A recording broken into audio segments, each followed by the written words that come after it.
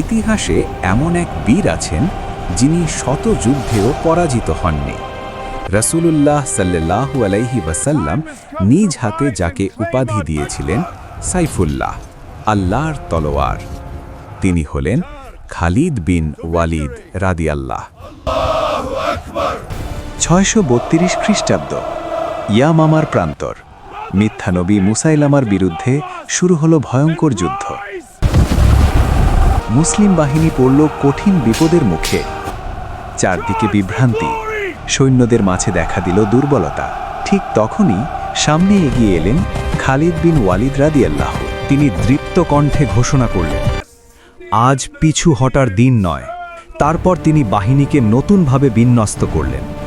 গোত্রভিত্তিক দল সাজালেন কৌশলে, দিলেন চূড়ান্ত আক্রমণের নির্দেশ। মরুভূমি কেঁপে উঠল।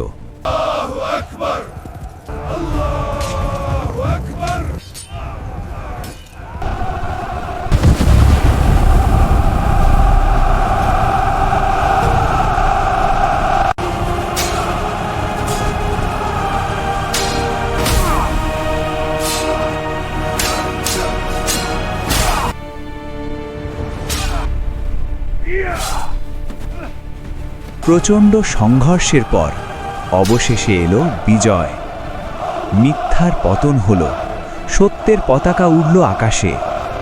ইতিহাস সাক্ষী, তিনি ছিলেন একজন সাহসী যোদ্ধা, একজন অসাধারণ কৌশলী এবং ইসলামের এক মহান বীর। খালিদ বিন ওয়ালিদ রাদিয়াল্লাহু আনহু চিরকাল স্মরণীয়।